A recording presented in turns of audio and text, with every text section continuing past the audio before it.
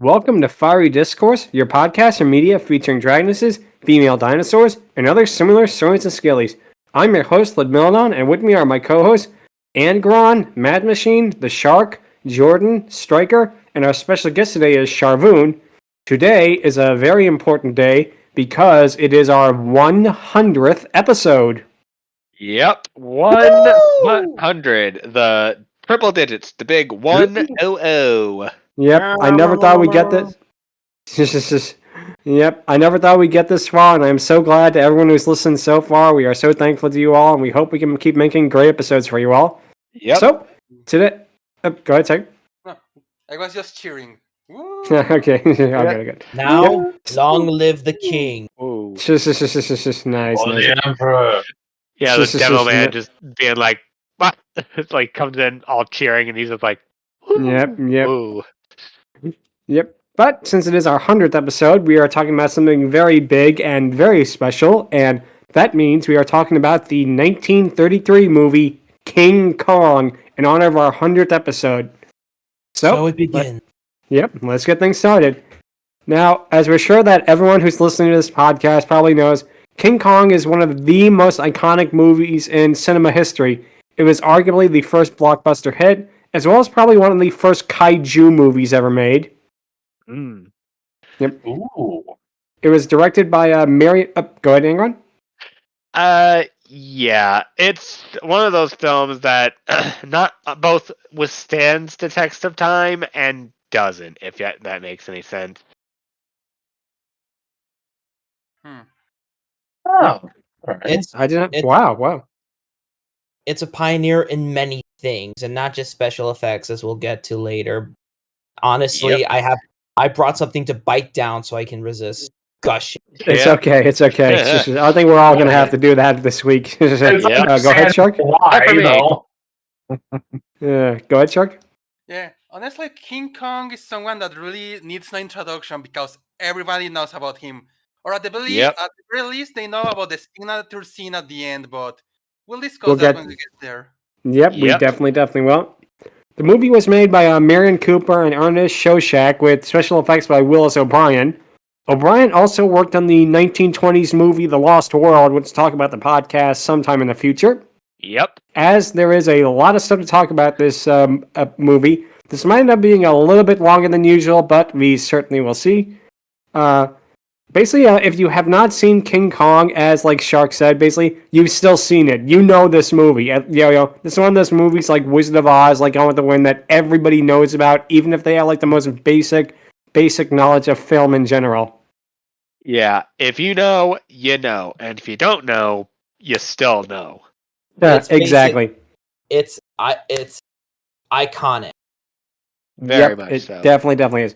But the movie begins with the amazing score by Max Steiner, which is, in my opinion, one of the greatest film composers in history. I mean, this guy not only did this movie, he also did Casablanca, he did Gone with the Wind, and he did Treasure of the Sierra Madre. These 4 movies alone are some of the most iconic movie scores in cinematic history. And this guy basically invented the idea of character leitmotifs and like music being used to set scenes and that, because this was so early on in cinema history that didn't really exist before. So anyway, let's see who goes first. Sharvoun first. What would you like to say?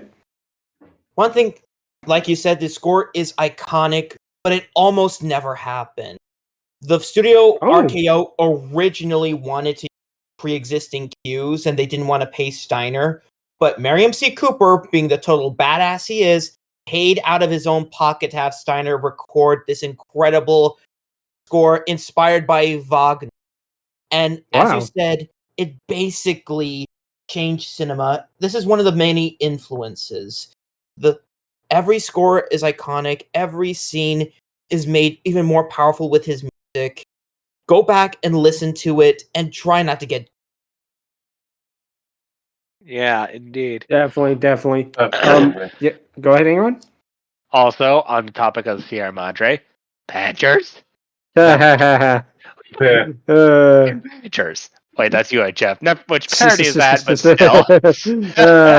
Knew that was coming. Math? Yeah, we're probably going to be referencing the score a lot in this, and having rewatched this for the first time in a long time, it's something that will really astound you when you hear it, because this is better than most modern day scores, and you have to remember this is 90 years old and relatively early after they started making talkie movies. Yeah, and even early like talking movies, stuff like The Public Enemy and even Universal Studios' Dracula and Frankenstein. They didn't really have film scores per se. The music in those movies are more like diegetic music. It would music that would make sense coming from a source, like an orchestra or a radio or that. So this movie is a pioneer in something else as well, which, really, never would expect that. Oh, go ahead, Sharvoun.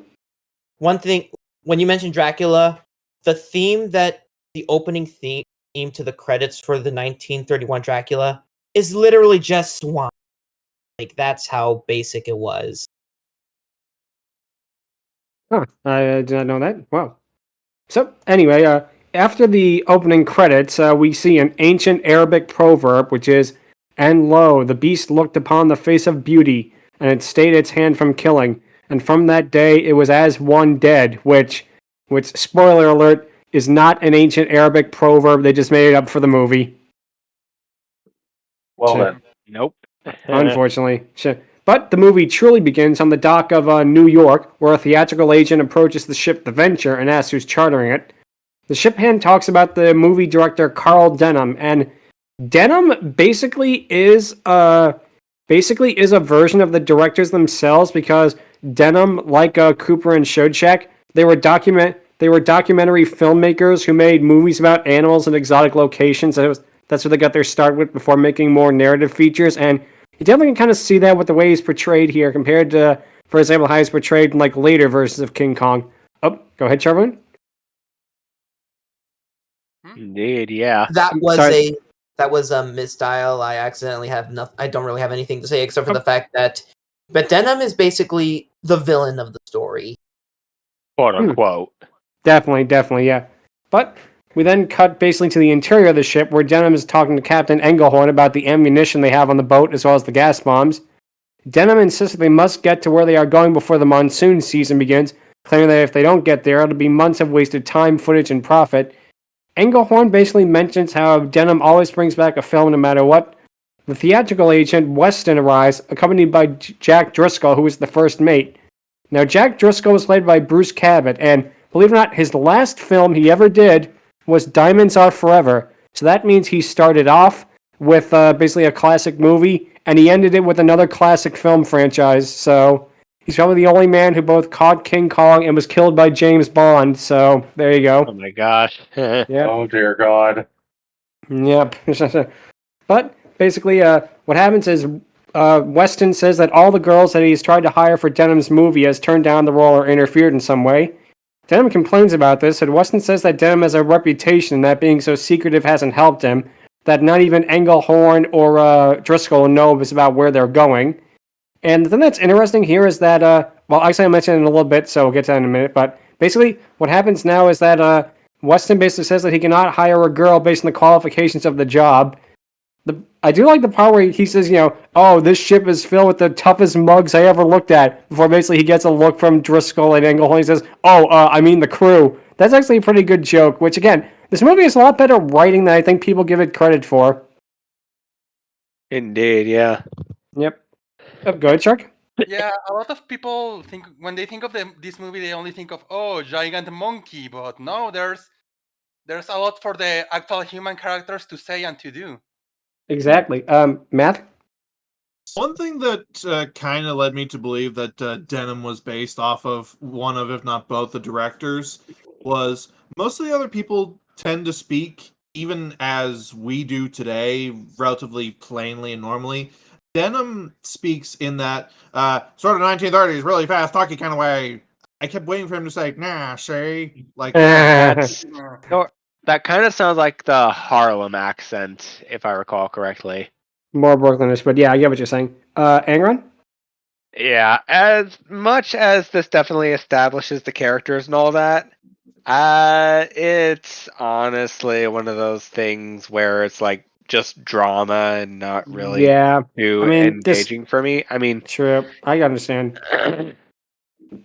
Yeah, it's not bad, but I can't really say it kept me hooked all that much. yeah, I understand. It is a movie from the early 30s, and acting from then compared to now has changed so much, and we'll get to more about that in a little while. But yeah, it definitely can tell that this is a movie of its time where, again, it's an early talkie, so a lot of the dialogue might be a little stilted by today's standards, but it's still really good. Sharvoun, you were saying? Oh, sorry, that Part you of the did the reason- thing there. Sorry. Part of Go the ahead. reason why I feel like some people do associate is because it was modeled after that. And on top of that, this is literally a picture of Miriam C. Cooper and Carl Denham that I posted on the chat. They are so identical looking. Like, it's like they knew what they were doing. Wow. Nice. That is very close. I did not realize that before, but wow, they are pretty much 1-to-1 here, so definitely gonna make a lot of sense there. So Yep. basically, Denham says that, you three act as if I never brought anyone back alive. It mentions that the captain and Driscoll is always stuck with him. Engelhorn mentions that there's a difference between bringing a girl in danger in New York and a danger on an island, with Denham returning that there's dangers in New York and that they're more in danger in New York than with him. The reason basically that he needs a girl is because people have been criticizing his movies and they want to see romance in them, hence why he has to basically bring one. He basically said that the critics say that his movies would make twice as much money if they had a female lead and a big romance in it, and he vows to give them what they want. Which, it's interesting how, even in early Hollywood, you had people complaining about critics like that. Nowadays, Carl Denham would just post an angry rant on Twitter or Facebook or something, but back then, no, he was going to give them what they want. Sharvoun? This is actually reflexive of Cooper and Shudsack and how their films were constantly criticized for having no human emotion. They were mostly known for nature dramas like Grass and Chang, but critics kept saying it would have been much better if there was a. So this is basically them. Yeah, I did not consider that, but yeah, that definitely makes sense, especially knowing their background in that. Basically, what happens is Denham mentions that they must leave before daylight, and that he won't quit even though the agent refuses to get him a female lead. He says he'll find one himself, and that I'll get a girl for this picture even if I have to marry one. We then cut to some stock footage of New York, which really is just fascinating in a way, because in a way, it's such a time capsule of when this movie was made.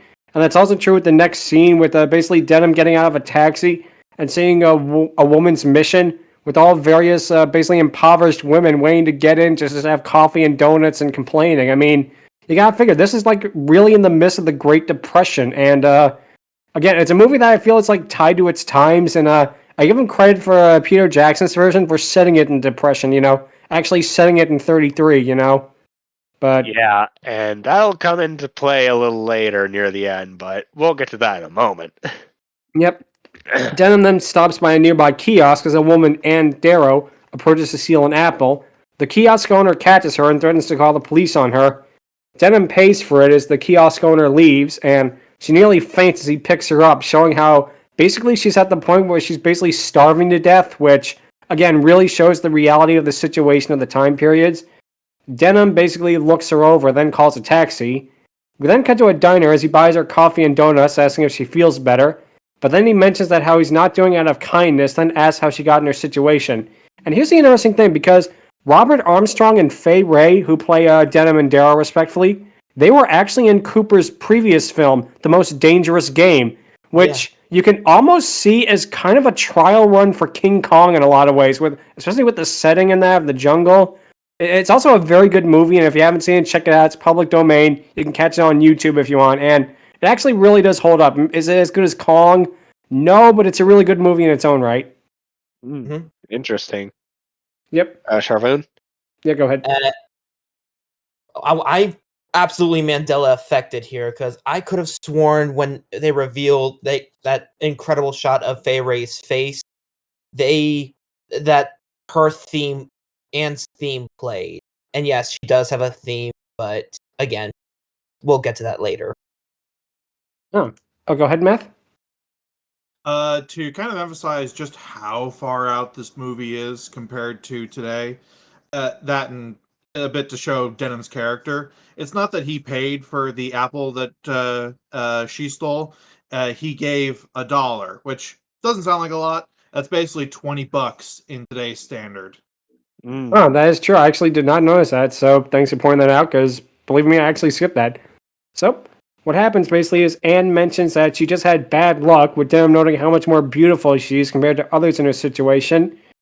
Denham asks if she did acting, with Anne mentioning that I used to do extra work in Long Island, but all the studios there are closed now, which actually was true, because before Hollywood, movies were filmed in New York City, believe it or not, or in the state of New York, rather.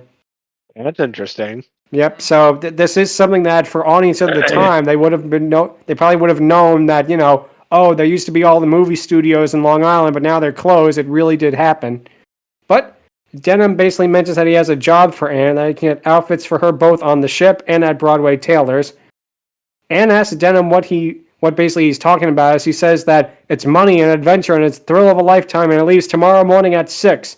Anne is afraid of what Denham basically wants out of her, which caused him to clarify that it's strictly professional with no funny business taking place. And I'm not going to do this too much because we're going to talk about the 2005 movie sometime down the road, but they actually do this exact same scene with the exact same dialogue, and it's very interesting to compare basically how the 05 version did compared to this one, but we'll save that for that episode.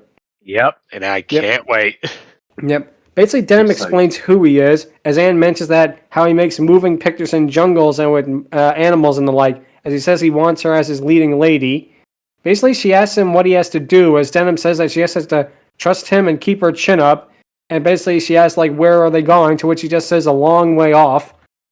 And of course, he hires her. Yep, and there's where the adventure truly begins.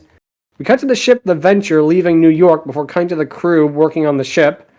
Driscoll barks out orders as Anne watches on in interest. Driscoll basically almost backhands Anne accidentally before apologizing, then asking what is she doing up there. And it's here where the dialogue of this movie definitely seems just more than a little bit dated, because to basically do it verbatim here, it goes, I've never been on a ship before. I've never been on a ship with a woman before. You don't like women on ships, do you? No, they are a nuisance, which definitely seems really dated, but you gotta figure, number one, this is over 91 years old, so, it's not gonna age well, but it is funny how basically the 2005 version took this scene and kind of made fun of it, as it's the movie that Carl Denham is filming with that same dialogue, and it is really funny, let's be real, how he actually took the dialogue from this movie, the stilted, dated dialogue, and he gave it kind of a twist on it. Indeed. Yeah. Sorry about that, kind of babbling there, but You're all good, you're good. We all rabble here. We like that fun. It's all good, all good. Rabble. Yeah, it's like Uh, all-time dialogue. Yep, early sound, what can you do? But Driscoll basically tells Anne to stay below the ship for the rest of the voyage before he apologizes for hitting her and lets her stay. We then cut to the Venture sailing in the ocean, and then we see Anne sitting with Charlie, the Asian chef, as they talk about Charlie's peeling potatoes and life on a ship. Now, it's here where, we have to say that, yes, Charlie, the Asian chef, is somewhat of a stereotype, but to give this movie credit, he is played by an actual Asian actor, Victor Wong, instead of just a guy in yellowface, so that's a plus right there. I also have to give him credit that he actually does contribute to the story. Yeah, and he does have more of a character in the sequel, so I think Cooper and Showcheck basically knew about this and basically decided to give him a little bit more dignity in a Son of Kong, which is definitely very rare, especially for the time period. But basically, Driscoll arrives as they talk. Go ahead, Angron. Thank goodness it's not Mickey Rooney. Someone on us. Yeah. The movies later would be way worse than this. So for 33, this is really progressive. Go ahead, Math. Yeah, I was actually about to say that myself. For as old as this is, and for all the things that they tackle with this movie, they do nothing malicious, hateful, etc. It's all just like a 30s stereotypical representation of the time period. Yeah, really exactly. impressive. Yep, exactly. So basically, Driscoll arrives, and as they talk, Anne mentions that she's been trying on costumes for Denham and is going to film some of the screen tests later on. Jack mentions that both sides of her face look good, before mentioning if it wasn't for Denim, she wouldn't be here, and how women on boats are a nuisance, and how she can't help being a bother to anyone. And again, it is funny also comparing Jack Driscoll here being the macho, guy, comparing him to 2005 where he's this quiet, sensitive writer. I really wonder if Jackson was trying to say something there, Yeah, but anyway, basically Anne mentions how she's had the happiest time of her life on the ship and how everyone else there is so nice to her. Denim arrives, calling them Beauty and the Beast, before telling Anne to put on her outfits as their screen test will begin. Driscoll demands to know where they're going, as Denim asks if Jack's going soft on him. Driscoll mentions that he doesn't care, but is worried about Anne. The pair basically argue over whether Driscoll is falling in love with Anne before talking about what Denim's movie which is going to be about, which is how a beast was a tough guy too, before finding Beauty and how after that all the little guys ended up licking him, which sounds very different today compared to then. Go ahead, Sharvoun. So, Beauty and the Beast, huh? All right, Yeah. Which one of you has been leaving the fort in the shadows again? Nice. But yeah, basically what happens, we cut to Denim, Driscoll, and Engelhorn, the captain's quarters, as Engelhorn says that they are out of any waters he knows and demands no information. Denim tells him to go southwest, then shows them another map, knowing that the island they're going to is not on any chart. He basically tells the story of how he got the map and where it came from before showing what it looks like. Denim notices that there's a landing place in a reef and that there's a huge wall blocking off a peninsula from the rest of the island, and that the natives there need the wall with something on the other side. Engelhorn basically asks if it's a hostile tribe before Denim brings up Kong. Engelhorn mentions that Kong is just some kind of a native superstition before Denim says that it's neither beast nor man but something monstrous, and that he wants to film whatever it is, noting that, and this is a quote from the movie, no white man has ever seen it, which, okay. Driscoll remarks that suppose he doesn't want his picture taken, to which Denim notes that's why he brought the gas bombs. Yep. It is kind of interesting, this scene, especially because there's some cuts of the movie that I believe take a lot of these scenes out, like the part of basically Driscoll and Denim talking about Anne and his plot for the movie and seeing the woman's mission. There's another cut of this movie where those scenes are taken out, and it's something that is actually, I have that cut, and it doesn't feel like you're missing anything. It's so weird. Like when I watched this version for the first time and saw those cut scenes, I was like, wait a minute, where did they come from? But definitely is interesting there.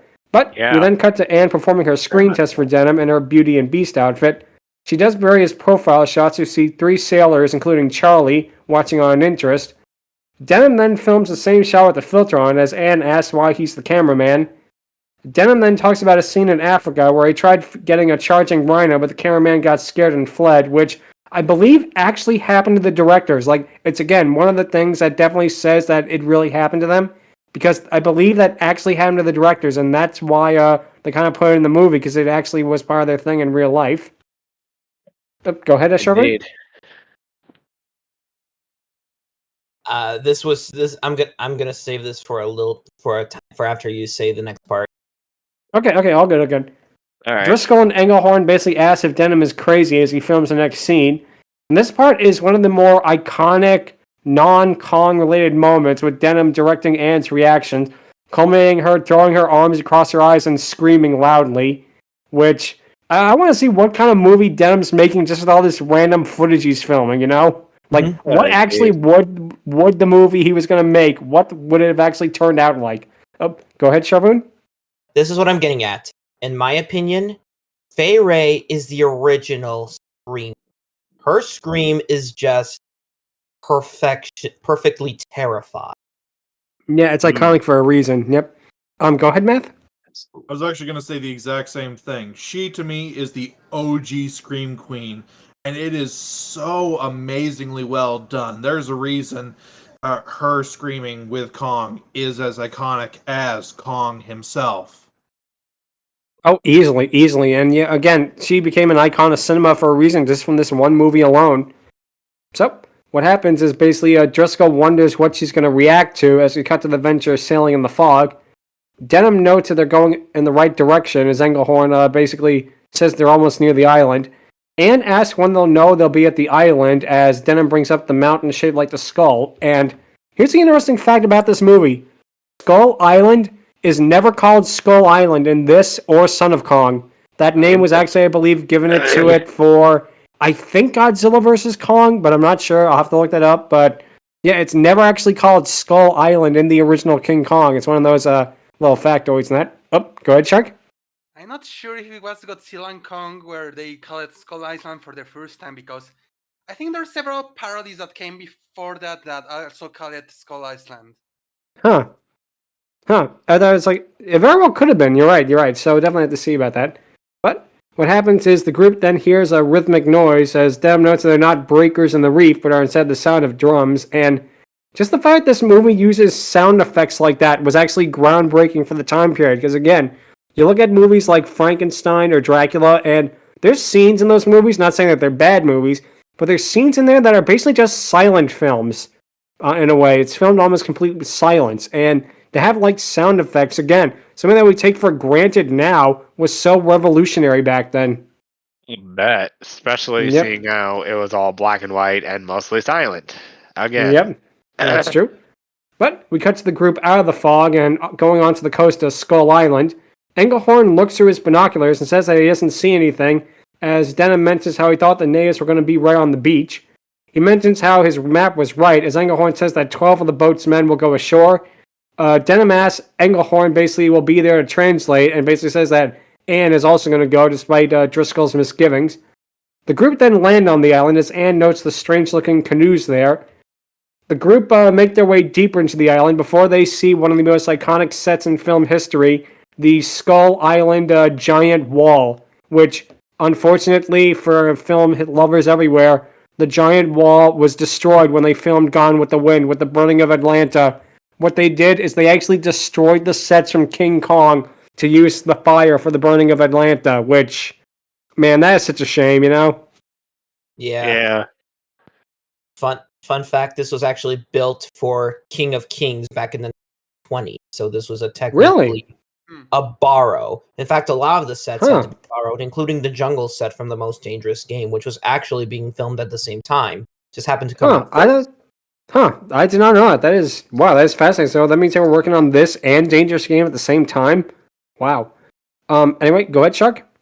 Yes, the gate. The gate is like, like I mentioned it, it's an iconic structure, and like, it's kind of funny how, if you know some of the history of what happens later, it's kind of funny how, let's just say Universal is now making a deal with another another iconic Kong, let's say it that way. Let's say that Universal tried to sue a certain company back then, and they are working together right now. Yep. We'll talk more about that probably in the Son of Kong episode, because that'd be interesting, but definitely we'll get to that. Angron? Yeah, like, that is interesting. Like, not just this, but the entire native set is honestly one of, if not the most laid back and pretty accurate things you can see people in the 1900s doing to represent like natives and tribes and whatnot. Yeah, we're gonna get to that in a sec. Yep. Sorry. Go ahead, Angron. Math, rather. Yeah, seeing this thing and everything in this, you have to remember, they built everything by hand back in these days, and it is astounding because this gate is huge. They show person next to it shots all the time, and it is gigantic. And to think that they built this damn thing and built it to look as good as it does, that must have cost a fortune. Especially back then, you know? I mean, they really spared no expense, to quote another movie, basically, that kind of took for this movie, for it. But basically, Denim wants to see what's on the other side of the gate as they hear chanting, and it's here the group finds the Skull Island natives basically chanting and dancing, and a woman basically has flowers placed on her and is fearful what will happen, as basically the group just watches in awe. And it's here again that I kind of have to justify the movie, because again, this is a movie from 1933, natives, you're thinking, oh god, how bad is it? But to defend this movie, the natives are really not that bad for the time period. because they're not shown to be actively malicious or anything, at least until they see Anne. And basically, also with the natives is the 2005 version, I'll go so far as to say, are way worse than this, but that'll be for that episode. But we'll get to that. Yeah. We'll get to that when we get to that. But basically, Denham gets his camera and films the ceremony before the native chief notices and stops it. Now, the Skull Island chief is played by an actor whose name was Noble Johnson, who, this man had a fascinating life, because aside from being an actor who did like hundreds of movies, he also ran a movie studio, the Lincoln Motion Picture Production Company, that actually made the first version of 20,000 Leagues Under the Sea in 1911. So this wasn't just like some random actor. This is a guy who actually owned a studio. Whoa. Yeah. Fascinating figure. Go ahead, Sharvoun. Again, music things. This is my personal favorite soundtrack from the score, like just the chaotic feeling. And second, this when the chief steps down the stairs, it's an early pioneering of Mickey Mousing, in which the music matches the action. Yeah, it's pretty impressive. Yep. Shark? Yeah, I was gonna mention briefly about the natives that the movie, like you said, it does a good job because they are not savages, they are not malicious, they just want to be left alone. Yeah, basically. Yep. And we actually get to see that now, where basically the chief approaches them, and we do get a kind of a funny bit with the small child standing in the chief's way before his mother pulls them back, which I don't know if that was scripted or unscripted, but it's still a really cute moment. But anyway, Yep. Go ahead, sorry. Yeah, that was a pretty funny moment. Also, again, other stuff like Astro Boy and a bunch of other media would definitely not put natives in a good light. This, however, thankfully puts them in a fairly good light. Definitely. The Peter Jackson movie, but again, we'll get to that. Yeah, we'll get to that when we get to that eventually. But basically what happens is Englehorn is revealed to speak their language and greets them as the chief speaks to them. Basically, what the chief and the natives want is basically telling them just to go away and that there's nothing for them to see there. Denham has Englehorn ask the chief what's happening, as the chief responds that the woman is to be the bride of Kong. The witch doctor of the chief arrives and tells them that they have violated our sacred performance, as Denham tries to tell Denham tells Englehorn to try to tell them that they're friends. The chief then notices Anne and wants to offer her up to Kong. He offers actually to buy her and that he will pay for up to 6 of his own women for Anne, which, it definitely, again, it's a moment that, feels like dated, but it's not, again, they're not shown to be taking pleasure in it. It's actually more of a fearful reaction out of Kong. That's, I think that's the difference, that they're not shown to do it out of, like, pleasure or desire. They're doing it because they're afraid, like, what Kong will do if they don't, so. But basically what happens is, Englehorn denies the deal as the chief approaches, with the group deciding to go back to the venture. Denham tells Englehorn to basically tell the natives that they'll be back the next morning to make friends with them, as the natives just all watch them leave. We cut back to the venture, where Anne is waiting on the deck, mentioning that she can't sleep due to the constant drums on Skull Island. Driscoll arrives and says that Anne being on the island was a foolish decision, and that he's worried for her and what Denham wants. He ends up basically revealing his feelings for her as they suddenly start to just make out, which, feels a little bit rushed, but, 30s, what can you do? I do like the moment where Englehorn basically asks, Driscoll, are you on deck? And it cuts back to basically Driscoll, and he does like a smug smile. He says, yes, sir. And he goes back to making out with her. It's a moment that, again, it's so funny in a way, and ways that probably is not meant to, but with time and all, is definitely an interesting thing. Yep. We then cut to one of the Skull Island canoes sailing next to the boat as several of the natives sneak on board and capture Anne. The sailor that was supposed to keep watch got tired and fell asleep, when a pretty neat detail there. Denham then notices the torches going through all the villages and the drums getting louder before wishing he could film what's going on there. Charlie mentions that he doesn't like the place as Driscoll knocks on Anne's cabin before finding that she isn't there. And, as Sharvoun mentioned earlier, this is where actually Charlie shows their competence, because he's the one who finds the natives' bracelet and basically calls all hands on deck before telling Englehorn that the natives made it on the ship. Not in that wording, of course, in a little bit of a more stereotypical way, but with 30s and that. Driscoll tells everyone to look everywhere on the ship for her before they realize they can't find her. Engelhorn says all men are to go ashore with rifles and other weapons. Charlie wants to go, but Driscoll basically orders him to stay on the boat. And it's here where we cut back to Skull Island, where the natives are basically dancing around Anne and are preparing her for Kong. And again, Max Steiner's jungle dance is such a good score in this part. It really, really is. Yeah, I agree. Like the moment where you get to actually see Kong and the build up to it, it's 100% something to definitely look at, because hands down there are few other things out there that can really top this. I mean, most of them can for the most part, but for 1933, this is honestly an impressive way to do build up. Definitely. So what happens? What happens next basically is that the gates open up as Anne is dragged into it and is taken to a set of pillars. After being tied to the pillars, the natives leave and lock the gate behind them. Then they all go to the top of the wall and they basically chant for a moment. The native chief eventually demands their silence and basically makes a statement about Kong, then has two of his assistants ring the gigantic gong behind him. And it's here where we get to the moment we've all been waiting for, ladies and gentlemen. Okay, I'm not gonna do the whole thing. It's Patrick in a gorilla suit. Yeah. If only I am the gorilla suit. I was doing a good job.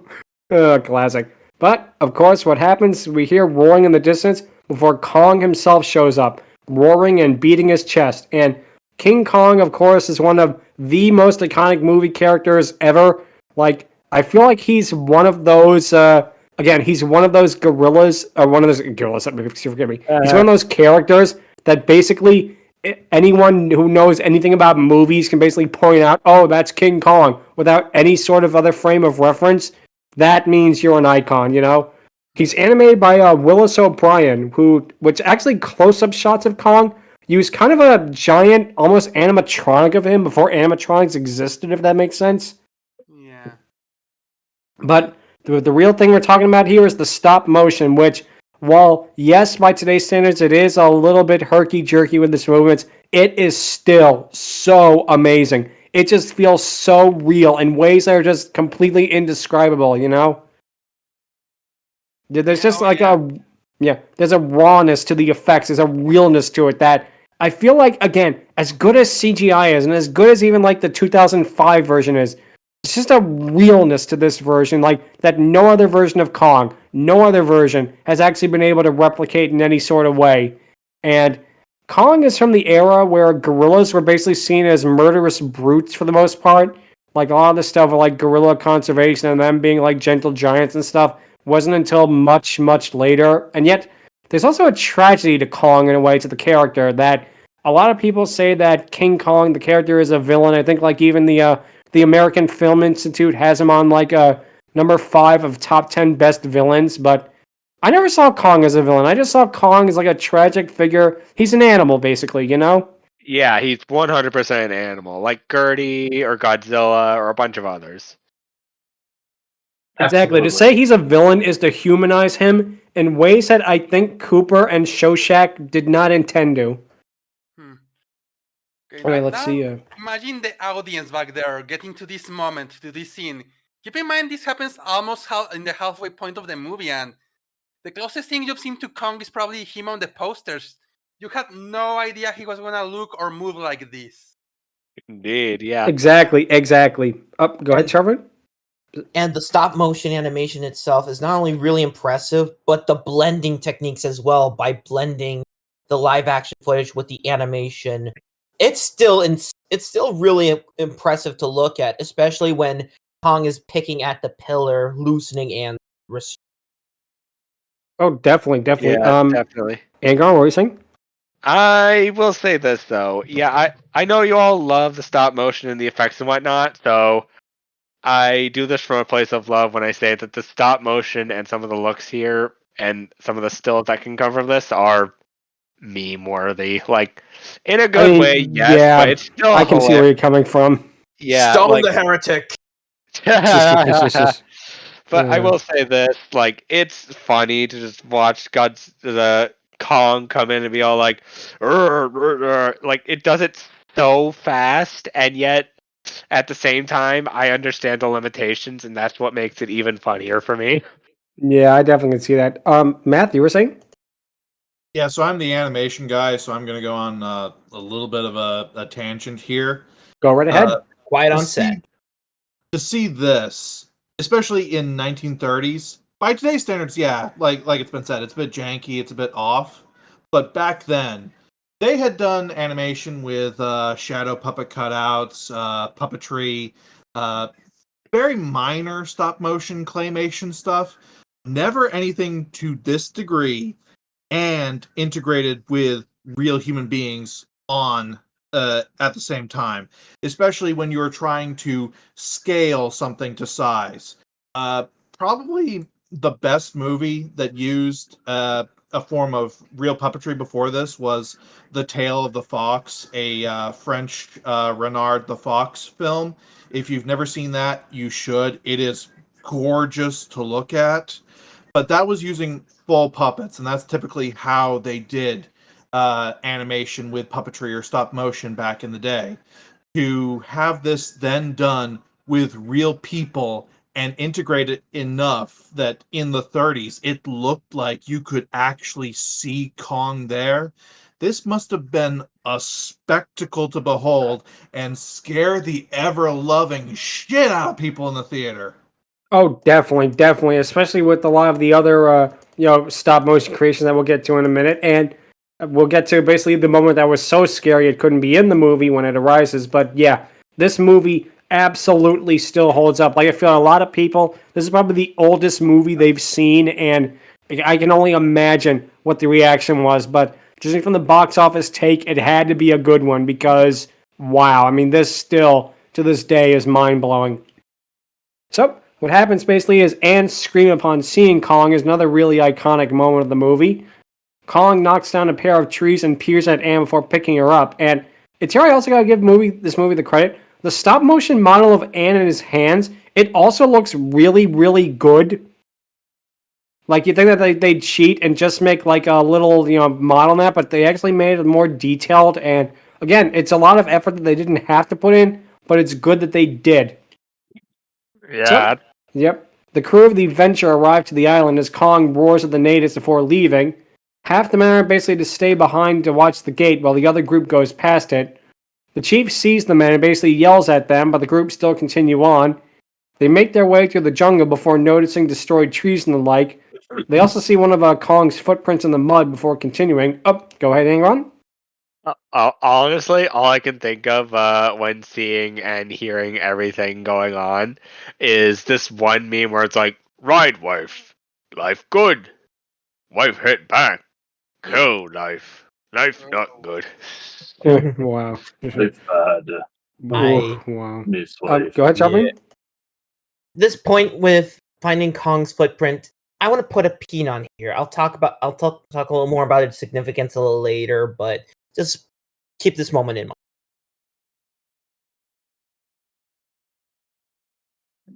mind. Yep.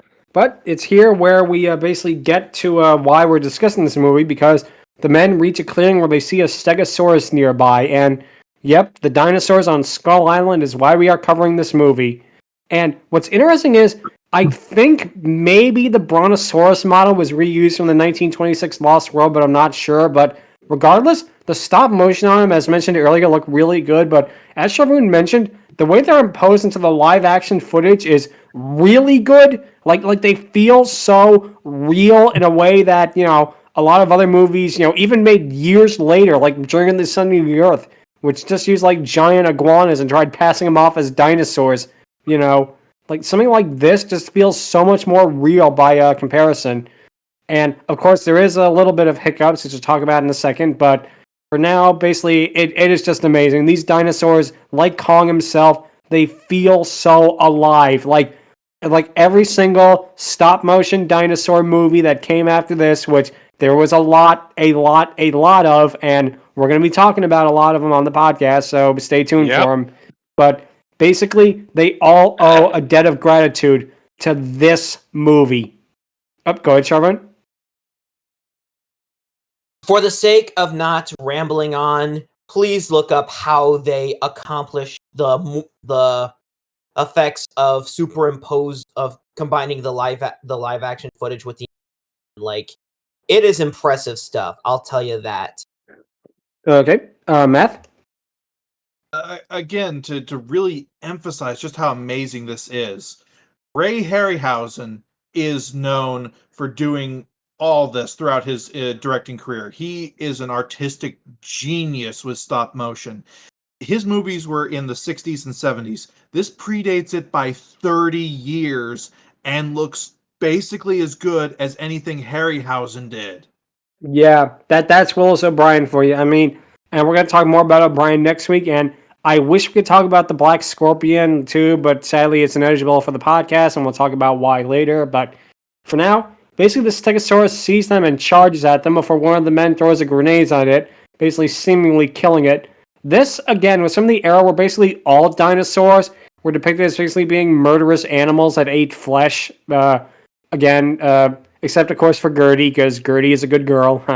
But yeah, this is on the era where basically all dinosaurs were thought as being just giant lumbering monsters. And even Fantasia, kind of was more accurate to dinosaurs than that. But it still would make for a better movie. So what happens, basically, is that the Stegosaurus gets up again as Denham shoots it with his rifle before it falls over. Denham and Driscoll approach its head, with this shot being done with really noticeable rear projection, which, again, for the time period, no one would have noticed. But this shot is probably one of the only few shots in the movie that looks a little off, because you can tell that the actors are standing in front of a screen that actually plays footage of the dinosaur, and maybe because they didn't have time to render it right, but it's a little noticeable. But again, it's 1933, so you definitely got to cut it slack for all the effects work it does. Yeah. So basically what happens is Denham warns Driscoll that it's still alive as he shoots it again, killing the dinosaur. I do like the little bit of foreshadowing here, as Denham mentions that he wishes he could bring one of the dinosaurs back alive, as the tail flails up again before falling over. As it turns out, it was just a muscle twitch of it. Oh, go ahead, Angron. Yeah, as much as this was an era of the time, I really don't like how inaccurately they really portrayed dinosaurs here. Like, I understand wanting to bring one home. That is 100% my dream right there. Yeah. But yeah, everything else that they do with the dinosaurs in this movie are not great, in my opinion. Yeah, to be fair, it was a different time period. Yeah, kind of bring down the movie for me. Yeah, I understand. But for me, I think you just got to take it as like the time period that. And again, the animation is just how great they are, go ahead, Shark. Yeah, they are so worried thinking if they should bring a dinosaur. No, it's backwards. They're so worried thinking they could bring a dinosaur back that they don't stop to think if they should. Nice. That's a good one. That's a good one right there.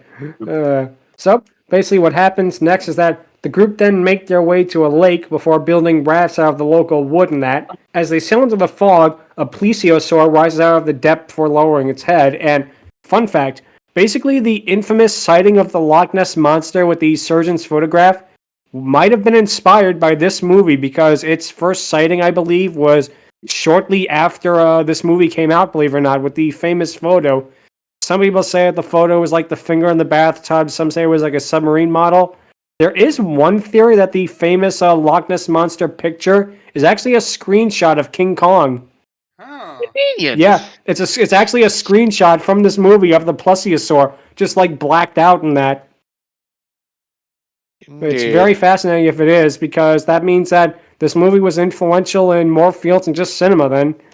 But what happens is the group sail on before the plesiosaur raises itself once again as the men shoot at it.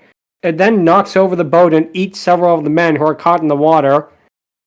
But the fun doesn't stop there, as we cut to several of the men being attacked by an enraged Brontosaurus, which, again, Brontosaurus nowadays we know are basically, vegetarians but back then they didn't. So that's why, of course, it eats people, including one of the men that tries to escape by running up a tree, which was not a bright decision, let's put it that way. The inaccuracies. But to give the movie credit, the shot of the guy in the Brontosaurus' mouth, coupled by his screams and the snarling of the beast, is really frightening. Like, I have to imagine general audiences was freaked out, because that's something people don't realize about Kong. This movie is violent. Like for 1933, that they get away with stuff that like 3 years later you could not do in movies. Like this came out at like the right time before like the movie production codes. Yeah, it is. It's very violent in a lot of ways, and a lot of people I think don't know that. Like when they try to show their like little kids, oh, let's watch a classic black and white movie, King Kong. I mean, it is really violent and brutally violent, but we'll get to probably the most predominant sequence in a little bit. We then cut to the men running through the jungle. Oh, go ahead, sorry. Well, one thing to note, one interesting inaccuracy are the dinosaur sounds, which were accomplished by slowing down sounds of compressed air escaping. This was because paleontologists recommended the sound designer, Maurice Spivak, to have the dinosaurs hiss instead of roar, since it was believed they were giant lizards. Huh. I did not know that. Wow. Oh. Huh. That is really something else. Yeah. Let's see. Angron, you were saying? Also, what was I gonna say? Yeah, I forgot it. Shoot. That's okay. It's all good. It's all good. But we then cut to the men basically walking through the jungle as Kong passes a log with Ann in his arms. Oh, I remember it now, actually. Oh, go ahead. Yeah, you gotta bear in mind that back in the day, both kids and adults went to see these movies, and people back in the day were like, "Oh, this looks like a pretty good thing. I can show my sport." Years later, Yeah. not really. Yeah. It's just. But basically, Kong puts Ann in a tree to keep her safe. Then he sees several of the men crossing the log with Driscoll hiding in the cave below it, and it's here where we get to see Kong basically shows how much of a how violent this movie is, because Kong roars and begins shaking the log, which causes the men to fall to their deaths. And we actually see them fall to their deaths. It's not like they just fall off the log and it's presumed. We actually see them land at the bottom of the crevice, with one of the guys actually banging against the rock wall as he falls. And he kills the final man by throwing him down there along with the log, which, as horrific as this was not going to be their death, because now it's time for us to talk about the infamous spider pit sequence, where the men who fell down the crevice survived, but were attacked by giant bugs and other giant monsters, which this was cut from the movie for either making it way too long, or the other story goes, it was so scary that it completely ruined the rest of the film for like a test audience. Oh. Yeah. That's go ahead. understandable. Yeah, lots of Again, it. kids and adults saw this back in the day. Yep. Yeah, Well, and to think that Peter Jackson would use this in one of his other movies, like good. He definitely. Jackson in his version, he definitely basically he did a version of the famous spider pit sequence, and if it was anything like his version, they were right to cut it out, because for 33, that would have been like seeing a Terrifier movie back then, because I mean, it did really, really some violent stuff. Because let's see who's next. Math, what do you want to say? As weird as this is gonna sound, my favorite part of the log shaking scene was so several people had already fallen and they had just fallen flat. Like there was nothing, they just thud, hit the ground. One of the models that they used and dropped hit it with a thud, but then bounced and hit again. And they could have redone that and made it so that it was just a straight fall, but I think they kept that in intentionally because that makes it a lot more morbid, and that is really impressive for the 30s. Oh, definitely, especially for the time period. Let's see. Sharvoun, you were saying? I think another part of the reason why this was cut out, and I think for the best, is because since none of the main characters are really in danger, the scene is kind of pointless. At the very least, in the remake, when they actually did include, they had Denham and Driscoll in the pit, so there was some more human suspense. But in this, since Denham is hiding in a cave with some really great effects coming up, it's kind of a pointless. Yeah, I can kind of see that. Sorry. Shark, you were saying? The real reason it was deleted is because the original scene had Patrick show up with a rock and crush the spiders, but It didn't exist back yet, so they have to. If only he did, he would have saved them all. Spiders! Spiders! That was the audience's reaction to it, too. And Probably. interestingly enough, some of the spider pit sequence did resurface in a later movie. The 1950s movie The Black Scorpion, which featured effects from O'Brian and is about giant scorpions attacking Mexico. And it's actually really good. Like, the part where the scorpions attack like the railway station at the end is really some of his best work, and shame it's not well known, but it actually reuses parts of the spider pit sequence. So we do know some parts of the movie were filmed. We do know that much. That some parts of it wound up in a movie made 20 years later, and you would never tell. That's it's that good. It's that good that it actually appeared in a movie made in 1959, and yet it still looks, up to par with the rest of the effects in the movie. But basically But what happens is Kong reaches into the cave that Jack Driscoll is hiding in, but the man stabs his hand several times. As Kong attempts to heal his wound, a dinosaur tries to climb up to the cave where Jack is in. He slices the vine that the dinosaur is climbing up, which causes it to fall to its death. So anyway, what happens next, basically, is that, hold on a second. Kong reaches to get Jack Driscoll, but Ann's scream distracts him. A T-Rex is trying to attack Ann, but Kong battles it. And, go ahead, Sharvoun. First of all, my God, the effects when Kong is trying to get Driscoll, like... Amazing. And second, we have the first official kaiju fight with the T-Rex versus Kong. The world's first kaiju battle. Yep. I will say this, it's not really Godzilla, but it's still pretty impressive, and Peter Jackson would absolutely make it better years later, but we'll get to that 100%. particular thing later. 100%. Basically, what happens is, this fight is one of the best stop-motion moments of film history, and it is so intense for the time. It actually took them 7 weeks to fully animate this sequence, and it is worth every single second that it took. And to say nothing of the fact that Cooper and Shojak actually did the fight choreography for the sequence, and that they actually wrestled each other to know exactly how the fight should go. And it's because of this that this doesn't feel like, two monsters punch each other, like Kong punches the T-Rex and the T-Rex punches Kong. It feels like an actual, real battle. It feels so amazing. It is just so mind-blowingly, good. It is just really, really incredible. Like, parts with Kong flipping over the T-Rex is great, and again, it feels so real in ways that a lot of monster fights really, even years later do not. Go ahead, Sharvoun.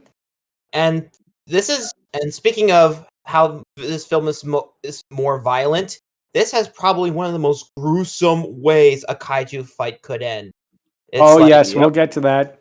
Go ahead, Angron.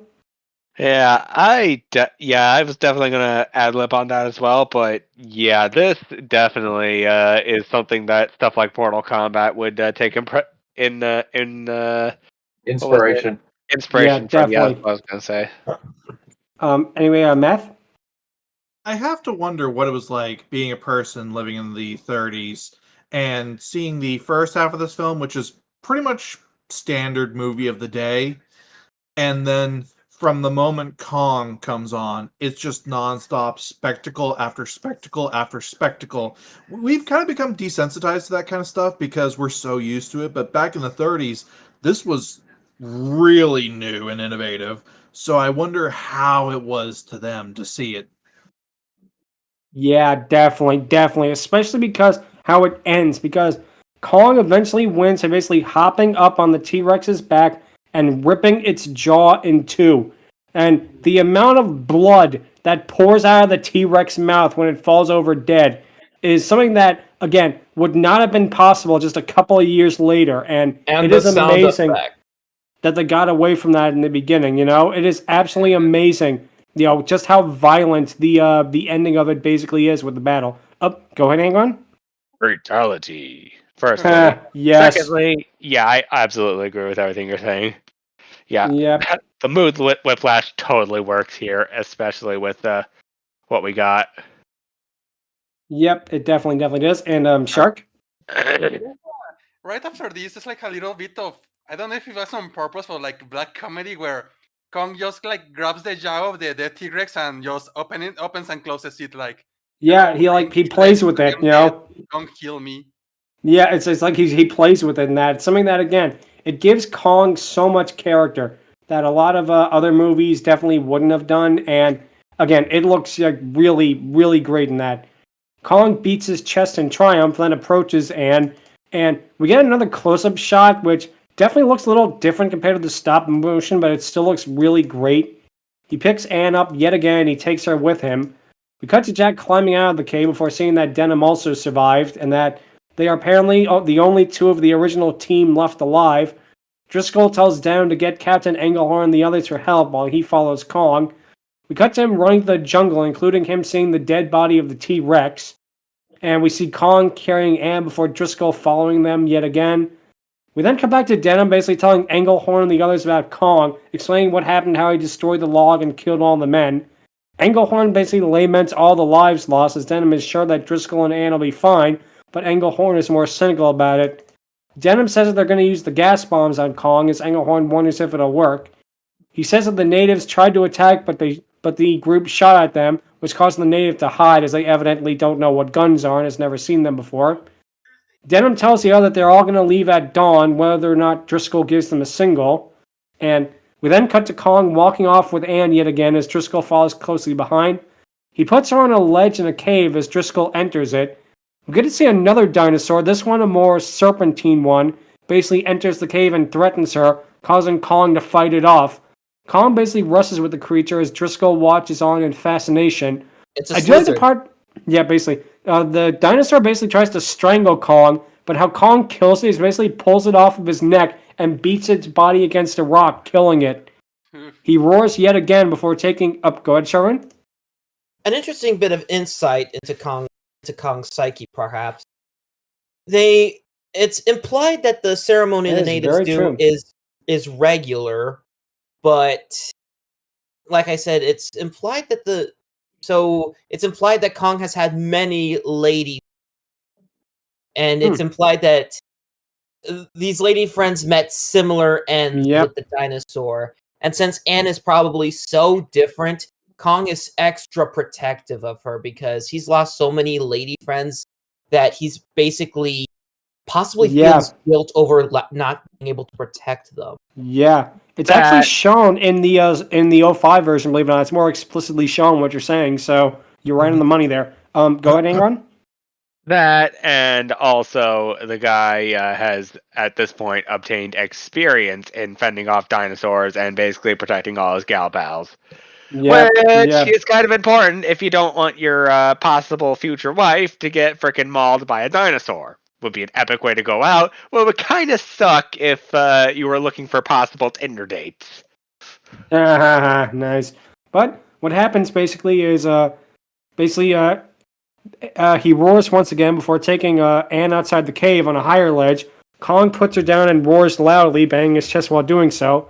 Anne faints as Kong lifts her up and actually begins taking off parts of her clothes. Again, something that would not be seen in a movie just a couple years later, so be thankful this is made when it did. Anne comes to and sees Kong doing so and screams, trying to kick him away. We then cut to Jack climbing up before knocking down a large rock and alerting Kong. Kong enters the cave and looks around to see what the noise was. Anne attempts to sneak away before a pterodon arrives and grabs her, but Kong returns and tackles the pterodon, basically killing it by strangling it to death. Anne backs away before Driscoll shows up and saves her. The two sneak away and try to climb down on a vine while Kong is distracted with the pterodon's body before, in another fun moment, he just keeps pulling it up as the two basically bring it closer and closer to him. But before he manages to pull them up entirely, the pair jump into the water below and escape Kong. We then cut to basically Driscoll carrying Anne through the jungle before they make it to the gate. And they basically make it through as Engelhorn gives them water and Anne embraces Jack. And it's here where you think, oh, they made it back, the movie's over, as Engelhorn says, we'll all go to the boat and go back to safety. But Denim screws it up because he says, I came here to make a motion picture. Well, we've got something here worth more than any movie in the world. He plans on basically capturing Kong alive and bringing him back to the mainland, but Driscoll says that he's insane. I do like this moment where Denham plans to use Anne as bait, as Driscoll argues, and you think it's going to lead to a whole big conflict between them, like a fight in that, but I do like how, in a way, Kong is shown as being a force in nature because he just shows up again regardless. Like, the entire conversation about whether or not they're going to use Anne as bait is basically rendered useless because Kong showed up anyway. Go ahead, let's see, Angron? Yeah, this basically was a common theme around the 1900s, basically bringing animals from faraway lands to the modern civilization. Here definitely exemplifies both the upsides and the downsides. All the downsides with that. Anyway, Sharvoun? Yep, go ahead. I think listeners may be noticing we were awful quiet about the 76, which it sucks big time, but one of the things that this film does infinitely better than that remake, the 76 remake, is the commentary on human greed and capitalism. Yes. Like, this movie is just brutal with its commentary, whereas the 76 is just preachy. Yeah, I definitely can see where you're coming from there, especially, again, with the commentary, and again, for the time period where, like, you think that Denham would be a more heroic character in that, but no, they actually criticize him, and I do like that. Basically, what happens is the group try to close the gate as the Skull Island natives arrive to help them hold back Kong, but he eventually smashes through the gate and begins attacking the village, and we see Kong, like, really rampage through it in a really, again, violent way. He bites one of the natives to death. He kills several others that are throwing spears at him by basically smashing the platform that they were standing on and crushing them. He crushes a native under his foot, then he pulls another one out of the hut and does the same with them. And again, basically what happens with this is, again, to give this movie a lot of credit again, especially for the time period, is that this is shown as being an abject tragedy. You know? That this isn't shown as being like, oh, karma for them or anything like that. It's actually shown as being like, you know, as tragic of a figure as it is.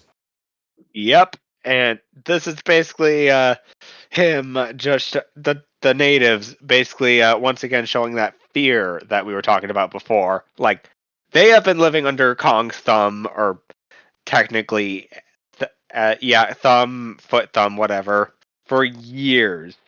And to see them be this fearful and defensive at the guy that's basically just like, give me wife or die, is pretty brutal. Definitely.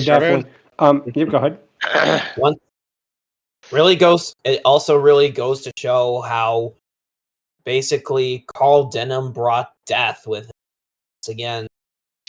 Once again, subverting how it's not the natives who make things worse, it's the white.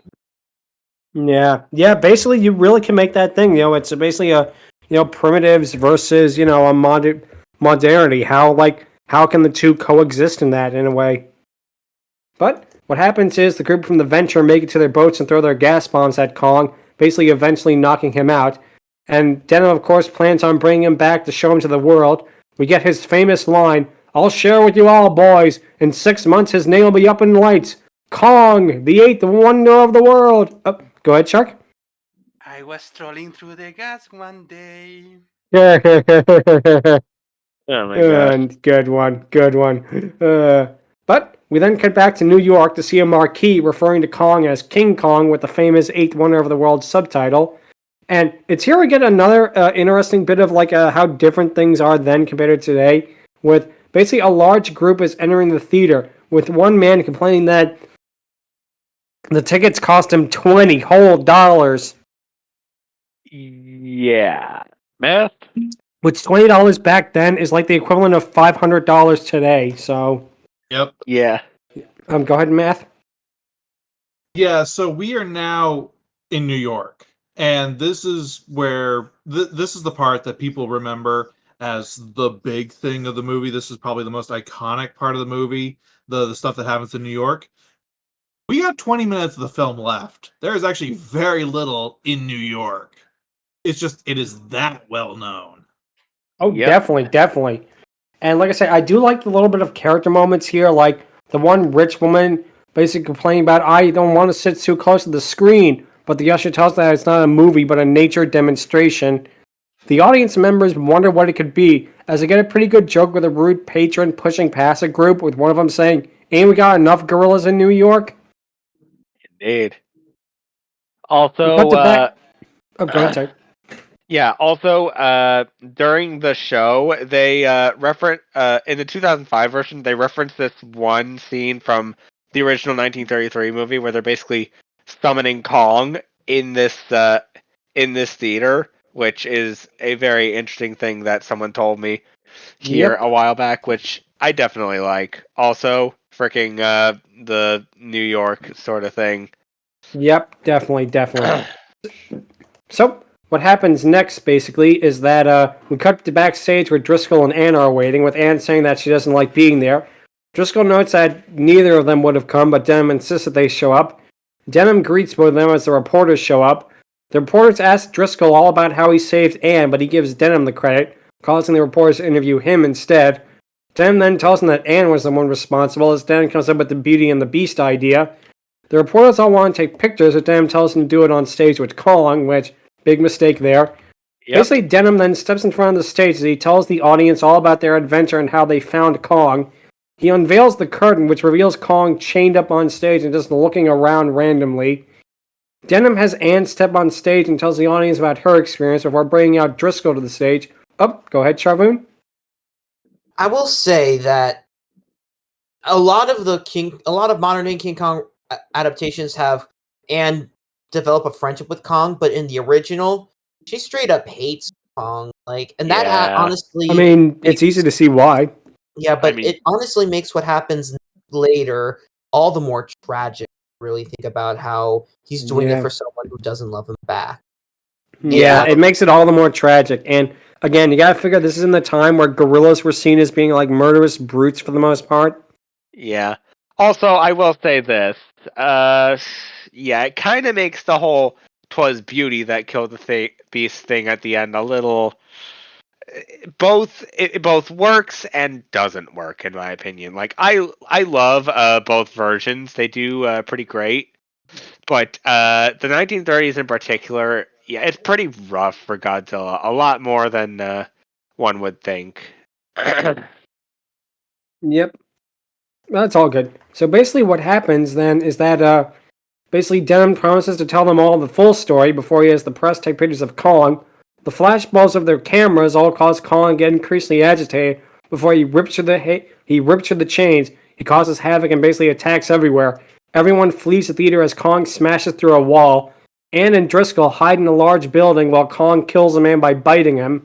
A policeman basically reports about Kong's escape. And it's here we get another moment that, again, is really scary and it shows how impactful Kong is.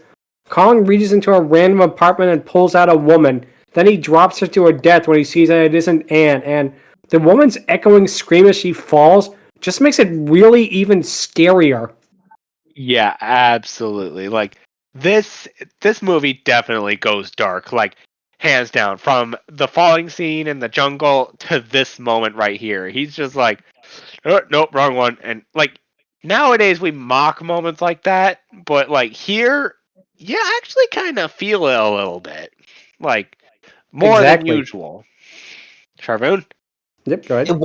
First of all, it once again I just forgot my second point, but it really does. But my first point, it does emphasize that Kong in this version is more animal than he is human, which is very important for the tragedy of the story, where he doesn't fully understand the consequences of his act, like most animals do.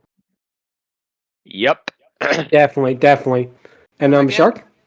And again, imagine seeing this in the original release with the audience back there, seeing this effect, seeing this giant monster, seeing the lady falling. This was definitely way worse for them than it is for us. Oh, 1,000 times, because they had nothing to compare this to. So, what happens basically is that Driscoll then attempts to comfort Ann in their hotel room while Kong peers in, roaring at them. He grabs Ann as Driscoll and Denham go to the roof.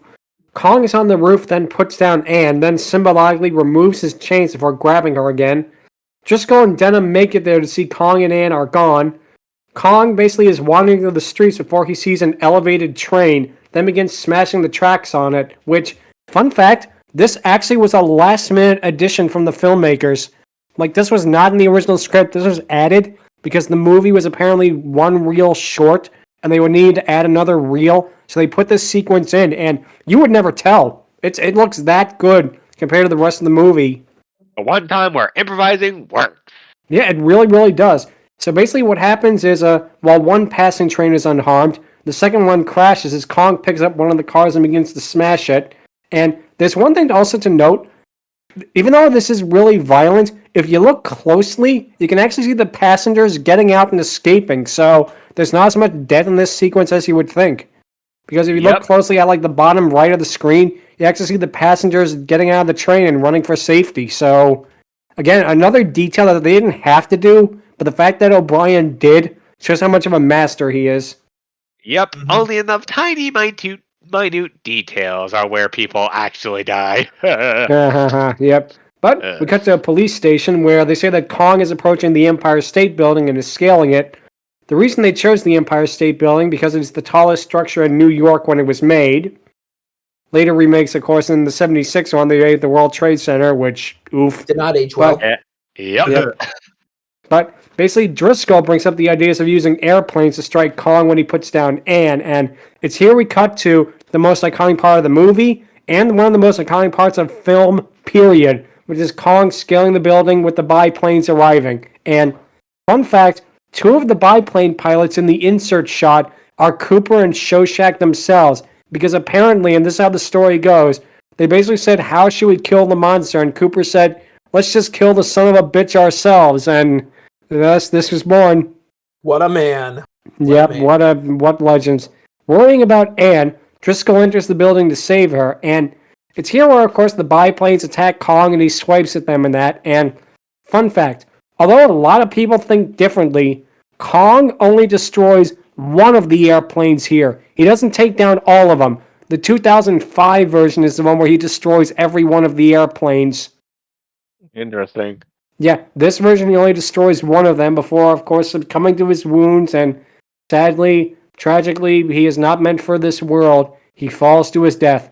Originally, the shot of Kong falling to his death, they actually had filmed a point of view overhead shot where it's like the camera was falling from Kong's perspective, like what he saw falling from the sky. They cut it because apparently it really didn't look good. Yeah, I'll bet. Even for 1933. Yeah, it really didn't look good, so they cut out that part of the sequence. Go ahead, Sharvoun. I know everyone else gushed it, so it's my turn to gush. The animation acting on Kong is spectacular, and this is a full example. Like, you really feel so sorry the way he moves and the way his face twitches, and even the way before he clutches on. Like, try and tell me you don't get a little teary-eyed seeing this poor, defenseless animal, despite being so gigantic, realize so he's being hurt so close. Like, Willis, and wherever you are, I salute you. I applaud you. You truly were a master at your craft. You gave so much personality to Kong. Oh, You're forever definitely. great. 100%. Shark, you were saying? Yeah, I think that's something that really helps to settle the idea that Kong is an animal and not a monster. Is that unlike your Godzillas or your other kaijus that, oh, we have to use a bomb, we have to use a missile, we have to use an ancient weapon to defeat. Kong just dies by bullets. Normal bullets. Yeah, that's what takes him down in this and pretty much every version since, for the most part. But what happens, of course, Driscoll arrives and comforts Anne. People all stare in awe at Kong's body as Denham arrives to look at Kong's corpse, and the movie ends in one of the most famous lines in cinema history. Yeah, with one of the policemen. Oh, sorry, go ahead. Yeah, sorry. One thing I was going to mention before Shark ended. Yeah, how Godzilla falls down as well is pretty brutal, even by today's standards. Like, he not only falls down, he collides with the freaking building as he falls. Like, in a similar manner to the other people who freaking fell off the log in the same way. Like some of them collided with the wall as they fell, which, oof. Also, I can hear a little bit of bleed from your headphones, Lud. It's all right. It's all good. It's all good. So basically, what happens is one of the policemen says to Denim, "The airplane's got him." But Denim, of course, finishes with the famous line, "'Twas beauty killed the beast." And that line is one of the most famous lines in film history as well. It's and at this point where you realize, yep, people call this a monster movie, a romance. It's everything. I personally Monster call romance. I personally call it a tragedy. With the moral, definitely. Don't fall in love. Don't fall in love. Ouch. Definitely. So, what happens, of course, is King Kong, the movie, was a massive hit, arguably being the world's first blockbuster film at an era where movies cost about 10 cents to watch. Yep. It was so successful that RKO basically demanded that a sequel be made as soon as possible, and this movie, Son of Kong, is what we will be discussing next week. Next week, we'll probably talk more about King Kong and its influence in general, with how it influenced kaiju movies, and basically Cooper and O'Brien's basically relationships with the original Kong versus Godzilla, which is very interesting. But this episode is long enough, so I think what we will do is, first thing I wanted to say, King Kong is probably one of my top 10 favorite movies, and it still really holds up because, yes, the 2005 version is probably arguably better made, and yes, this movie can be slow and a little dated in some ways, but there's just such a rawness to it that no movie today, or no movie in the past 20 years has, that makes it such an amazing delight to watch. Yep. Anyways, Matt? Definitely. Anyway, Math? Yeah, probably my favorite part of this movie is actually just the fact that it got made in general. This cost $250,000 back in the height of the Great Depression. Imagine being a director and going to a movie studio and asking for that much money and saying that you will make it back a quarter at a time. Indeed. Oh, Not to mention definitely, the fact 100%. And the fact it was made at all and it was so successful and so influential is it's a miracle. It really, really is a miracle when you get right down to it. Yeah. Yep. First of all, go ahead. Not to mention the fact that RKO was heading to bankruptcy and this film saved it. But second to most of all, its influence is even more spread in the audience, as amongst the audience is a young child, Ray Harryhausen. And let's just say the spark was lit for some of the greatest monsters in cinema. history. Definitely. Angron? I don't hold this in as high regard as other people do on here. I wholeheartedly admit it's definitely a pioneer, and it definitely saved a studio, much in the same way Snow White did for Disney. But at the same time, I just think it's good.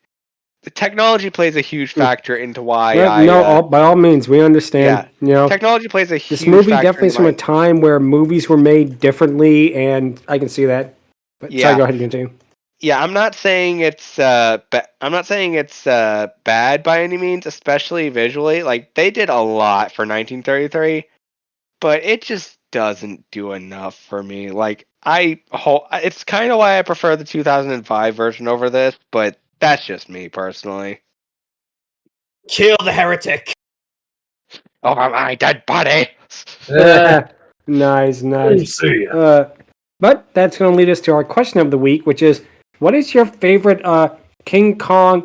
I originally had King Kong memory, but I figured it'd be more interesting to talk about King Kong reference or King Kong basically pastiche or something like that, because this is such an influential movie. You definitely can see why they would do that. And I'm going to go first, and I am probably going to pick the most obvious one, which is The Simpsons King Homer from the Treehouse of Horror, which is definitely one of those segments from the original Treehouse of Horrors that you could tell is such a love letter to the movie, while also being basically a parody of it. With even the little moments are great, like the part with unveiling King Homer and Burns being all, "What's the show going to be? Well, the gorilla's just going to stand around for a little bit."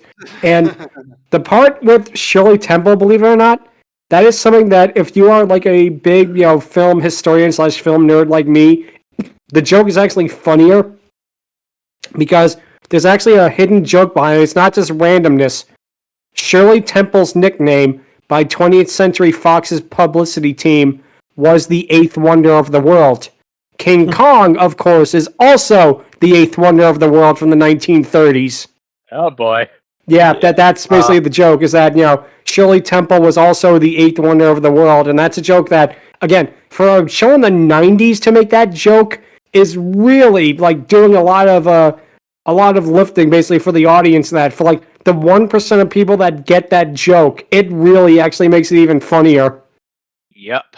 But yeah, it's definitely, it's a parody that you can tell is made with love, that you can tell, that the Simpsons crew really loved the original Kong. Like, if they didn't, like what they did with the Godzilla parody years later, that wasn't nearly as good, because you can tell that they respect Kong and they love Kong, that their parody of the original Godzilla felt more like they were doing it out of obligation than anything, sadly, which, shame, because it could have been really good. But yeah, that's definitely going to be my pick, and it's probably the most obvious pick, so I'll get that out of the way, is the King Homer from Treehouse of Horror. I want to say Treehouse of Horror 3 or 4, but I can't really recall, unfortunately. It also has one of the greatest out-of-context lines of all time, with Smithers saying, "I think women and semen don't mix." And it also has the other great line, "I wish we were going to Candy Apple Island." Candy Apple Island? What do they got there? Apes, but they're not as big. Classic. So, Angron, what would your favorite King Kong parody / mention in media be? That's a tough one, because I'm one of those people who prefers Godzilla over King Kong, so there is a lot to ultimately unpack with that. But the two that ultimately come to mind for me are this one scene in Family Guy where Hannah Montana is revealed to be a robot in that series, and she takes Stewie and Brian up to the top of Quahog's tallest building, and Quagmire and Peter get in a biplane, and like they use guns to like fire at her, but they're doing it with like the traditional Peter laugh and Quagmire giggity giggity, which is honestly hilarious, and that might be my favorite one. But the other one that comes to mind is that one scene from Wallace and Gromit: Curse of the Were-Rabbit, where it's technically a reference to King Kong, but it's just Wallace as a giant freaking were-rabbit on the top of a building and about to jump down to like save his best bud Gromit from a grisly fate. But yeah, I'm definitely gonna go with the Family Guy one, because I get more of a giggle out of that than that one. That's a great choice right there. I definitely can see why, especially because, again, it's another one of those parodies that, again, it feels may have more of a labor of love than anything else, and definitely can easily see why. So, Matt, what would your favorite be? Prepare to get your stones ready, because I've never actually been too much of a fan of Kong himself. I've liked the character, but I've never really cared for movies or references to him. What I really like is when Kong is teamed up with Godzilla. So my favorites have always been even the classic movies, Kong versus Godzilla, but particularly the newest movies, Kong versus Godzilla and Kong X Godzilla, and seeing the two of them working together in the modern era, and those big spectacle films have just been, to me, the highlights of Kong and his entire history in cinema. Yeah, I like that version of Kong more than I do the OG one. Not to say they're bad, I just like this one here where it's like Kong and Godzilla being an unlikely bromance, technically. Yeah, I definitely can see where you're coming from, because it took basically the character of Kong and did something really, really unique with it in ways that, I don't think anyone would have expected. And we'll talk more about Godzilla vs. Kong, the original, and Marion Cooper and Willis O'Brien's thoughts on it next week. But rest assured, they are very fascinating stuff. Mm-hmm. And yeah, like I say, you definitely can see why, for a lot of people, I feel like going back to the original Kong would be shocking, just to see how different he is from that version. Yeah, absolutely. Yep. So let's see. Stryker, what would yours be? Honestly, I gave it some thought, and I don't really have one, to be honest. Oh, really? It's all good. It's all good. Yeah, unfortunately. Sorry about that. It's just... Don't apologize. It's all good. It's all good. Yeah. A lot of us We get here are more scalies than gorilla Yeah, furries. yeah. So if you're talking about Godzilla, that'd be a different thing. But Yep. sadly, Oh, yeah. not too many of the Godzilla movies fit for the podcast, unfortunately. Let's see. Shark, what would yours be? Well, for me, I actually gonna have to mention an entire franchise because Ooh, here we go.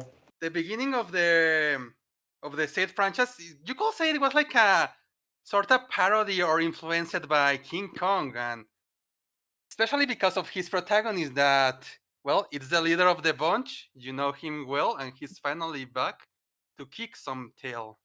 Yep. Hey. Not Dude, gun, good. fire and explodes, and if he shoots ya, it's gonna hurt. You'll probably die. Wait. Truly the greatest rap lyrics ever. He's the first member of the DK crew. DK? I'm talking about Donkey. Donkey Kong. DK. Donkey Kong is gay. I had to. Oh, boy. Nice. Yeah, No, that's good. That's great. No. Of the arcade game to the Donkey Kong Country games, they're like, Oh, they're wow, great. King They're Kong all so didn't great.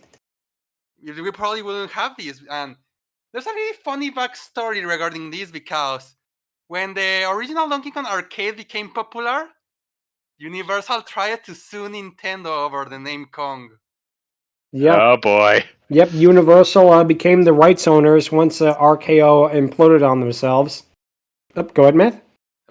A little funny thing about that, because they lost that case so hard, that's how King Kong got into the public domain. But the case was lost so thoroughly, as a show of thanks, Nintendo named one of their characters after the lawyer, Kirby. Yep. Yep. Yep. If only. Yep. So not only did King Kong inspire Donkey Kong and Mario, it also inspired Kirby. So that's Yeah. 3 of Nintendo's greatest franchises. Yeah, and what I was going to mention earlier is that it's kind of funny how back then Universal tried to sue Nintendo over Donkey Kong because something King Kong related. But nowadays, especially funny because of this year, Nintendo and Universal are working together to make something Donkey Kong related. Yep. One They day definitely they're one day they're at each other's throats. The next day, hey buddy, you want a drink? Oh hell yeah! Ding. When Yep. Mario theme park with a Donkey Kong section, sure, buddy. Yep. And we're so glad they did because that looks like it is going to be absolutely amazing. That's the Yes. industry for you. Definitely. I had a feeling Shark would reference Donkey Kong. That was in it. That was unavoidable at that point. Yeah. I wish there was something Donkey Kong related we could talk about, like the games and the TV show. Well, there is, but Yeah. Barrel Blast, I guess. But we'll see about that in the future. So let's see, Jordan, what would your favorite King Kong references / past days be? Probably one I don't think you guys never heard of. It's called Mighty Joe Young. Oh yeah, Heard of it. that movie. So, I've seen it. it's Never heard of it. it was a Disney movie kind of ish. It's got the same, well, not really, it's more like a kid friendly kind. This this woman befriended a very special gorilla when she was like young, and her mom knew the whole herd of these gorillas. But they get hunted down, and Joe is this special gorilla that somehow got huge over the years. No one knows why or how this little gorilla became huge. So Well, we get the idea, like, oh, why not bring Joe to the city? And it has, again, that kind of reference of, having King Kong into the big city, and Joe's like, I don't like this is scary, he wants to go home. Even the woman who took care of Joe's like, he's not liking this, he needs to go back home. The guy who kind of fell in love with this woman's like, this is for a good thing. Joe's getting attention, but it's not what he wanted, and things go terribly wrong for Joe and this woman. And the guy's like, "Oh my god, I can't believe what I'm doing is wrong." Joe gets hurt. Everyone's like, "Oh my god, this giant gorilla gonna die?" No, he's fine, and is he like, okay, he wants to go home and not be kept up like a prisoner. So they let him back into his home, and that was it. That's my only King Kong by all reference, means. I guess. Well, I'm so glad you talked about that because that ties into King Kong in more ways than one. Mighty Joe Young, the Disney movie, is a remake of a movie from 1942 that starred Robert Armstrong, was directed by Cooper, and had Willis O'Brian and I believe Harryhausen in one of his first things doing the effects of Mighty Joe Young. The original was basically a kid-friendly Kong. It had the same people working behind it. It had Robert Armstrong basically playing a version of Carl Denham. He doesn't play the Carl Denham, but for all intents and purposes, you could make the case that the original Mighty Joe Young is King Kong 3. It basically, like I said, it feels like that. Like there's no weird Skull Island like from the King Kong movies that we have. There's no giant fire-breathing Godzilla or anything like that. It's just this. Yeah, no, exactly. So but weird. Like they don't know how this little monkey, this gorilla became so huge, or anything about it. It's like a more friendly version. Yeah, but like I said, the Disney movie is a remake of an actual movie from the 40s that was a kid-friendly Kong. So really amazing stuff right there. That basically Disney remade a Universal movie, come to think of it. Yeah, there's also the reference that The Simpsons did where Maggie sees her parents as King Kong as Homer and her mom as Godzilla. There's a reference right there. Nice. Nice. So, yeah, that's definitely a good one right there. Definitely great choices. And Sharvoun, what would yours be?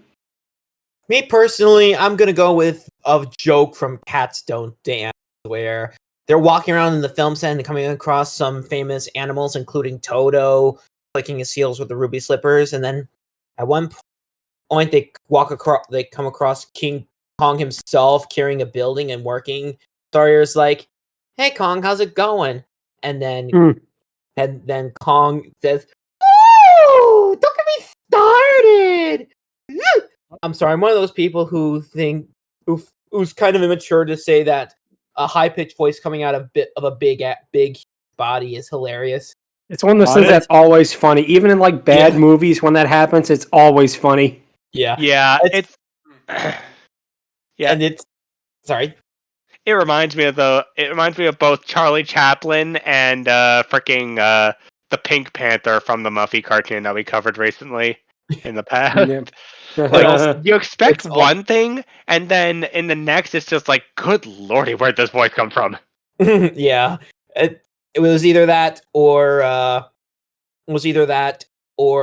either a joke from the new Space Jam movie where Algae Rhythm was like, "King Kong ain't got nothing on me," and King Kong's like, "What?" Or better yet, and that was a reference to the movie Training Day. Or better yet, the Robot Chicken parody with Muppet Babies, which went from 0 to 100 in a millisecond. Like, I'm just gonna go with Cats Don't Dance as. I'm just gonna go with the Cats Don't Dance joke as my all-time favorite, since Angron already mentioned the Wallace and Gromit one. So nice. I can't help it.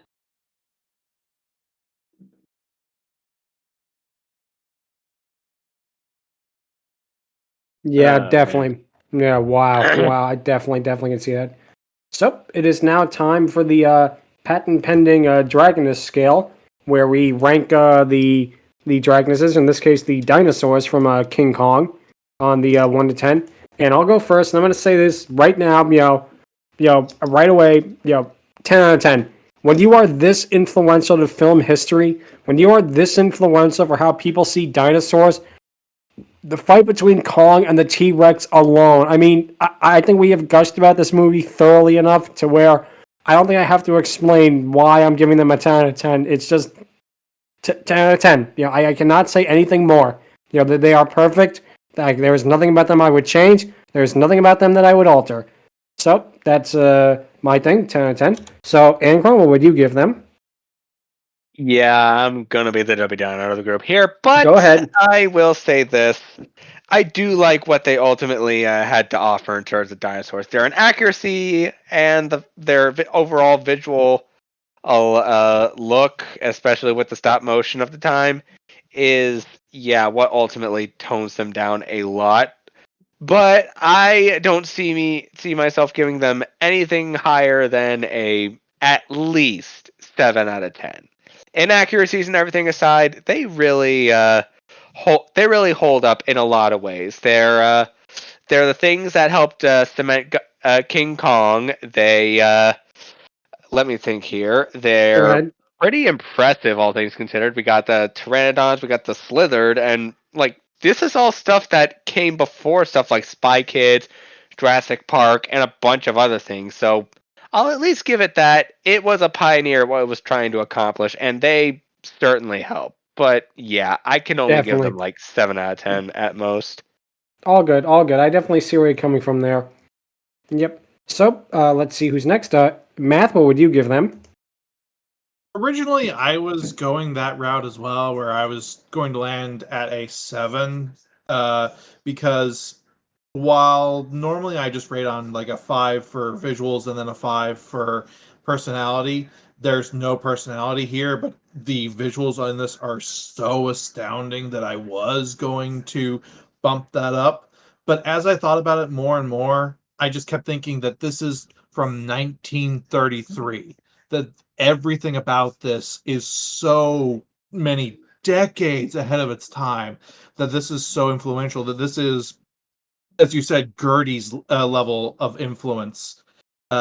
Everything about this created an entire generation of animators and special effects artists that would try and top it. And quite frankly, I don't think would have succeeded until, at the very least, Harryhausen, if not Spielberg with Jurassic Park. So I don't think I can do anything but a 10 as well, because of just the influential power that this has had. Exactly. Yeah. You took the words right out of my mouth there. You really did. Because again, like I say, if you get to this level, you automatic 10 out of me. That's how I feel as well. But let's see how the others rank in. Stryker. You know what? Yeah, I think I might just go with like a 7. Nice. Any reason or No really particular reason. I was actually, I will say this, I was very impressed with the movie. It's just, the dinosaurs, there really wasn't much with them. So, while I was impressed with the special effects, yeah. it's all good. It's all good. So 7 out of 10. That works. Yeah. So let's see. Shark, what would you give him? This one is tricky because, yeah, they're influential and the animation for the time is great and the fight sequence is amazing and the design but the problem kind of lies on, you are kind of on screen for like less than 4% of the movie, honestly. So, well, everything about you is amazing. You kind of are just there for a bit and are quickly forgotten, but that mostly prevents me from giving them a perfect score. But overall, I think I gave them a very high score of 8 out of 10. Okay. Definitely can see why. So that works. Let's see. Jordan, what would you give them? I kind of don't have no problem with the claymation or anything else with it, so 10 out of 10. Okay, nice, nice. And let's see. I Our guest. think I might have seen like only one of the Godzilla and King Kong, and I think it was either black or white. I can't remember, but I like what it is. It's funny, cute, classic, and I'm a classic gal. So yeah, I give it 10 out of 10. Okay, sounds great. And let's see our special guest Sharvoun. What would you give them? I will dock. Actually, no. 10 out of 10 too. They do have personality. They're menacing. They're intimidating. They're monstrous. They're animalistic. It's a cutthroat world. and it helps to establish that. On top of that, it's just so impressive, and these are some of the first depictions of dinosaurs you'll ever see in major motion picture. At least the first ones that made such a huge, gigantic splash. Like, you can't go out of your... You gotta just take a step back and applaud that, because it's just marvelous. It's amazing. It's breathtaking. The animation is still gorgeous. But most of all, it's basically one of the first and one of the earliest pioneers of making dinosaur movies a reality. Definitely. With that said, I can definitely see why some people may be turned off by the lack of personality, or the quote lack of personality, or even the scientific inaccuracies. But once again, this is a product of the times. So do that of what you will. Yep. Okay. Yep. So pretty high score overall. Not perfect 10 out of 10. That was last week's, the week before. But still a pretty good showing overall. That's going to be it for this week's. If you have any questions, or if you want to gush about this movie with us some more, you can feel free to email us at fiorydiscourse@outlook.com. Visit us on Twitter at twitter.com/fiorydiscourse, or on Blue Sky at @fiorydiscourse. Be sure to subscribe to the Fiery Discourse YouTube channel. Yes, we did change the name, people. Be sure to subscribe to the playlist and like the video. Hit the bell icon. Any and all comments are appreciated. Also, one of our co-hosts, Lucky Evie, is looking to get to a group home in the UK. That will be in the description for anyone who wants to help out with that. Next week, we're going to be talking about the 1933 movie Son of Kong for our first episode of 225. Because if RKO could rush out a sequel, so could we. Yeah. Basically the first ever cash grab. But first, we have to go prepare the crucifixions of Angron, Mathmachine, and Stryker. Oh no. But seriously though, thank you all so much for watching this podcast. I am so thankful, and on other hosts as well. We are all so thankful for everyone who's enjoyed it so far. We're so glad to have given you so much enjoyment for 100 episodes, and here's to 100 more and many, many more after that. Until then, absolutely. Thank you guys so much for watching, and take care. See you all next week for when we do Son of Kong. Long live the king! Long live the king! Goodbye, 2024. The king is dead. Long live the king, or at least the son of the king. Till then, it's next week. See you then. Bye. Adios.